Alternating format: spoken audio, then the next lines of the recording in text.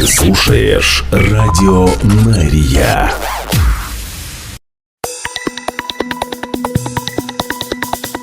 Израильская служба новостей в прямом эфире на Радио Мария. Здравствуйте. Сегодня 26 января, воскресенье. Мы начинаем.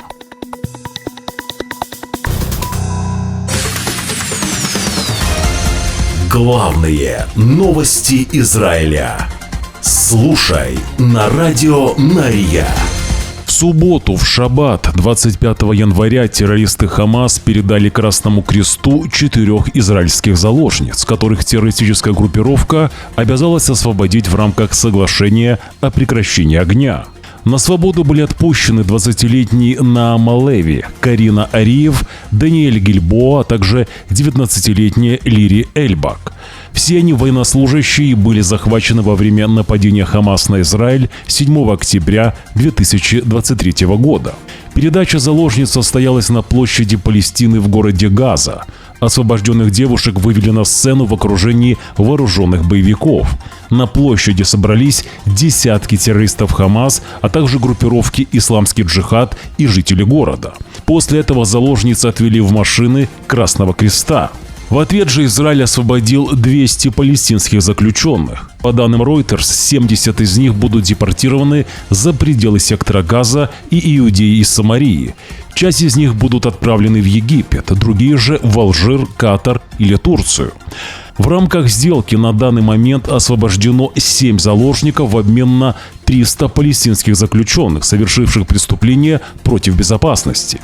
По некоторым неподтвержденным сообщениям СМИ, Израиль настоял на том, чтобы сначала принять живых 33 заложников, в конце же вернуть тела похищенных.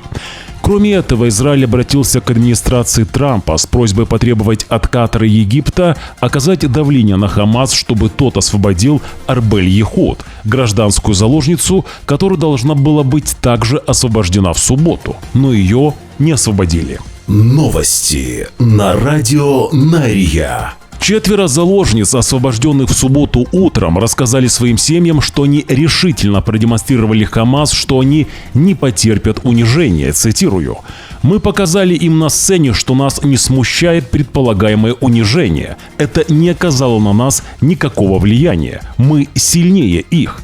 Конец цитаты. Сообщается, что руководители служб безопасности Израиля, наблюдавшие за освобождением заложниц, были крайне обеспокоены тем, что Хамас запланировали грандиозное шоу, которое могло выйти из-под контроля. Субботние кадры из Тель-Авива показывают, как толпа взрывается ликованием, когда Хамас освобождает заложниц из плена. Многие из участников акции протеста надели ярко-желтые футболки в знак солидарности с заложниками и держали в руках фотографии тех, кто возвращался домой. Давайте посмотрим видео из Тель-Авива.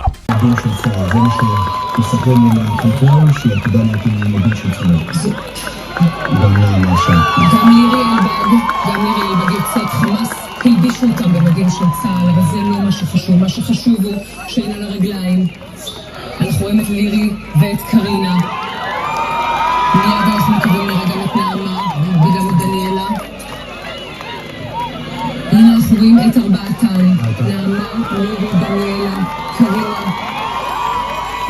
Новости на Радио Мария. Сообщается, что президент палестинской администрации Махмуд Аббас позвонил, чтобы поздравить одного из палестинских террористов, освобожденных ранее в рамках соглашения о прекращении огня с Хамас.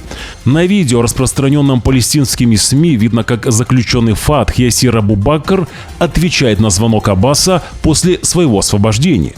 Еще раз напомню, что Израиль освободит 1904 палестинских заключенных, находящихся в заключении по соображениям безопасности в израильских тюрьмах, в ходе первой 42-дневной фазы соглашения о прекращении огня и освобождении заложников в Газе, включая 737 человек, отбывающих пожизненное заключение. Все это в обмен на 33 израильских заложника, которые удерживаются в плену в секторе Газа. В социальных сетях появились кадры, на которых видно, как палестинские заключенные, освобожденные Израилем в рамках сделки и депортированные в Египет, звонят родственникам после освобождения. Напомню, что ранее армия обороны Израиля заявила, что препятствует проведению празднований и парадов в Иудее и Самарии в честь палестинских заключенных, освобожденных в рамках соглашения о прекращении огня с Хамас. Сотрудники Цаля и Шабак позвонили семьям всех освобожденных и посетили их дома, предупредив о недопустимости публичных празднований. В субботу же в Тель-Авиве прошла и антиправительственная акция протеста в поддержку соглашения об освобождении заложников. Протестующие кричали, цитирую, «Мы должны оставаться начеку». Даже сегодня есть министры в правительстве и рупоры в СМИ, которые направляют энергию на то, чтобы сорвать сделку. Министр финансов Бецалель Смотрич, голосовавший против сделки за сотен террористов, которых Израиль должен будет освободить, полон решимости приговорить к гибели всех заложников, которые еще не были спасены, кричат протестующие. «Мы не сдадимся, пока все не вернутся». Конец цитаты. В субботу протестующие собрались и возле резиденции премьер-министра Израиля Биньямина Нетаньягу в Иерусалиме, призывая его правительство в полной мере выполнить соглашение с Хамас о прекращении огня и освобождения заложников. Цитирую, «Продолжайте сделку, прекратите войну», скандируют демонстранты под бой барабанов. Возле главной сцены митинга на тротуаре сидят молодые активисты с желтыми повязками на глазах и держат плакаты с изображением заложников, которые еще остаются в плену у Хамас. Новости на радио Нария. Глаза плачут от счастья в связи с возвращением заложников, говорит председатель партии Оцма Иудит Итамар Бен-Гвир и министр национальной безопасности Израиля в ответ на освобождение 4 заложниц из 15-месячного плена в Газе. Цитирую. «Но сердце сжимается от кадров, которые унижают государство Израиль в свете этой безответственной сделки», продолжает Бен-Гвир, намекая на то, что Хамас провел 4 девушек по площади города Газа, прежде чем отпустить их домой. Напомню, что Итамар Бен-Гвир проголосовал против соглашения об освобождении заложников и вышел из правительства Биньямина Нетаньягу после того, как правительство Нетаньягу одобрило сделку. «Добро пожаловать домой», продолжает Бен-Гвир. «Но если мы не уничтожим Хамас, следующее 7 октября уже не за горами. Мы должны возобновить войну и уничтожить Хамас», завершает Итамар Бен-Гвир. В это же время министр финансов Израиля Бецалель Смотрич также горячо приветствует освобождение из плена 4 заложниц, заявляя, что вся страна тронута их возвращением. Смотрич, так же как и Бен-Гвир, голосовал против соглашения об освобождении заложников, но из правительства Нетаньягу не вышел. Цитирую. «Тронут вашим возвращением. Мы обнимаем вас и любим. Мы все вместе молимся и работаем ради возвращения всех», добавляет Смотрич, имея в виду, что в плену еще осталось 90 заложников, которые удерживаются в Газе. Кто из них жив, пока неизвестно. Новости на радио Нария. Министр поселений и национальных миссий Орит Струк осуждает Хамас за его, цитирую, «отвратительное шоу с демонстрацией 4 освобожденных заложниц из плена перед толпой жителей Газы, перед передачей Красному Кресту и призывает к возобновлению боевых действий в секторе Газа». Цитирую. «Я осмелюсь говорить от имени многих, кто рад и взволнован возвращением домой девочек, в то же время чьи сердца омрачены отвратительной демонстрацией террористов на площади Газа и осознанием того, что если мы что-то не сделаем, Хамас вернется, чтобы восстановить свою империю террора в секторе Газа. Эти ужасные кадры будут повторяться снова и снова. Если государство Израиль желает жизни, оно обязано стереть Хамас с лица земли и не останавливаться, пока миссия не будет завершена», заявила министр поселений и национальных миссий Орит Струк. И главной теме выпуска. Представитель армии обороны Израиля Даниэль Агари заявил, что Хамас нарушил соглашение о прекращении огня, не освободив всех гражданских женщин раньше женщин военнослужащих. Цитирую.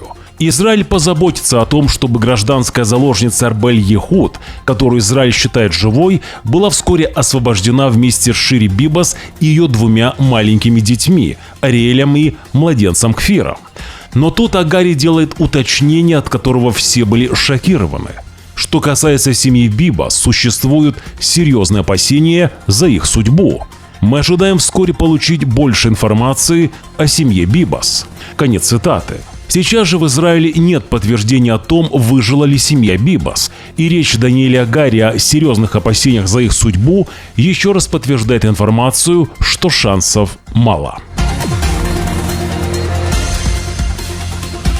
В это же время родственники семьи Бибас говорят, что их мир рухнул, когда их близких не оказалось в списке заложников, подлежащих освобождению в прошлую субботу. Далее же заявление семьи Бибас. 477-е утро, и снова мы не нашли покоя прошлой ночью. Вчера в 16:00, когда был опубликован список тех, кого должны были выпустить, наш мир снова рухнул. Хотя мы были готовы к такому, но мы надеялись увидеть шире и детей в списке, который должен был быть для гражданских женщин. Отменяет ли серьезно обеспокоенное за их жизни тот факт, что они являются гражданскими лицами в плену, которых необходимо вернуть домой? Отменяет ли серьезно обеспокоенное за их жизни тот факт, что государство Израиль обязано в этой сделке предоставить нам определенность? Означает ли серьезно обеспокоенность за жизнь семьи Бибас, что больше нет необходимости демонстрировать их фотографии как похищенных гражданских лиц в Газе, судьба которых остается неизвестной? Ответ – нет, пишут родственники семьи Бибас. Спасибо вам, дорогие сторонники, за то, что вы не сдаетесь. Продолжаем молиться, надеяться и требовать ответов. Сегодня нас ждет эмоциональный и сложный день и еще одна ночь. Завершает родственники семьи Бибас в своем письме. Окружной суд Иерусалима отклонил просьбу адвоката премьер-министра Израиля Биньямина Нетаньягу о том, чтобы премьер-министр дал показания на этой неделе только один раз в деле о коррупции, связанном с шампанским и сигарами. Суд же, отклонив просьбу, заявил, что сократил продолжительность каждого слушания. Таким образом, Нетаньягу будет давать показания в понедельник, вторник и среду с 9 часов утра до 14:00 вместо 16:00. Перерывы в слушаниях будут проводиться по мере необходимости, добавляет суд в решении. Адвокат Нетаньягу сообщил, что у Нетаньягу появилась послеоперационная инфекция, и ему необходимо постепенно возвращаться к полноценному графику. Врачи же рекомендовали премьер-министру избегать непрерывной активности в течение более 3 часов подряд без отдыха на следующей неделе, а также длительных поездок и длительного сидения или стояния. Конец цитаты. Новости на радио Нария. Уже через минуту в нашем эфире эксклюзивные кадры, предоставленные канцелярией премьер-министра Израиля Биньямина Нетаньягу и пресс-службой ЦАЛЯ. Все это вы можете увидеть на нашем YouTube-канале. Как встречали уже бывших заложниц их близкие и друзья.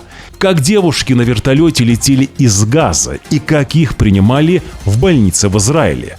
Далее в нашем эфире без комментариев. Я же благодарю вас за то, что смотрели наш эфир. Подпишитесь на наш канал, это поможет развитию нашей радиостанции. Нажмите на кнопку «Подписаться». Завтра в 6 утра 27 января мы снова в прямом эфире. Вы должны знать правду. До встречи.